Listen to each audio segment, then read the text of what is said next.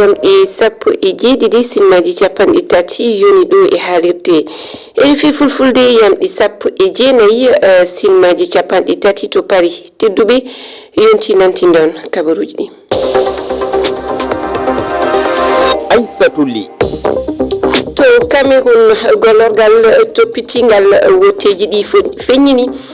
dogol candidat ɓe taweteɓe ɗe wotte hoore wakku leydi kanɗe waɗɗe sappo wuro aroru candidat ɓe sappo e tati e cuɓa e nder capanɗe jeetato e tato joƴƴinnoɓe candidat mumen ene ɓen candidat ɓe Paul Biya hoorejo leydi ndi hannden kono Maurice Kamto lundiɗo laamu ngu kañum tawaka e ngol doggol nonon kumpito e ko yowiti ɗum joni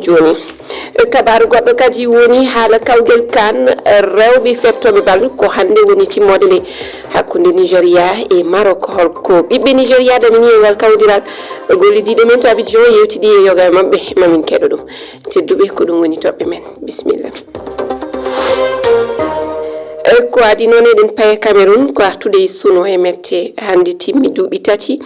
ko gollidiɗo men RFI mo ndenkan Cheikh Fanta Madi Berté wasno fittande muɗum e dendagal RFI fulfulde RFI mo ndenkan ene duwonomo yo Allah yurmo yaafo wattamo e mayɓe malaɓe e kala julɗo yo toon won foftorde makko. Payeten ko Cameroun dogol candidat ɓe taweteɓe wote hoore wakku leydi kanɗe wadde sappo e ɗiɗi sappo ɓuuro aroru ndu andama gollorgal toppitingal woteji ɗi feññini aset hande ngol dogol ko candidat ɓe sappo e tato ƴetta e nder capanɗe jeetato e tato joƴƴinnoɓe ene e ɓen candidat ɓe Paul Biya hoorejo leydi ndi hannden kono Maurice Kamto lundiɗo laamu ngu hoorejo kiɗɗo fedde MRC ƴettunoɗo jonde ɗiɗaɓere e wotte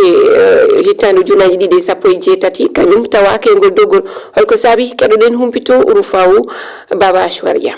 nder sappo e tato ɓen hokkaɓe dungayere yalƴirgo ha cuɓol hoorejo leydi sappo e ɗiɗi lewru sappo abru ɗo tawe woɓe laawol ngollo Paul Biya mo RDPC tawiteɗo ha laamu akere muna kayum lori be univers e noon Issa Thiro Mabakary arande jum ha cuɓol ngol amma bo waɗo ha daldal siyasa be FSNC Bello Bouba Maigari jagorɗo arandejo ɓoymajo ɗo tawe be UNDP non bo Cabral Liby mo yalɗirno be fedde univers hikka o lorti be PCRN debbo goto ha daɗo majum tumayno ndam joya Patricia be UDC ko luti ɓen ɗo tawi bo keso mo derke'en ɗo watana hakkilo yodi Iram Samuel be fedde FDC galwakere ɓen ittaɓe ɗo tawi Maurice Kamto lundankejo cembiɗɗo ha leydi ndi hawtade e capanɗe joyigo e jeenayowoɓe nder mabɓe ɗo tawi candidat ɓe indépendant ɓe godi ñalɗe sappo ngam waɗugo wullandu ha sarwitinoɗo tuginorde ngam tammude inɗe mabɓe lorne ha daɗo majum.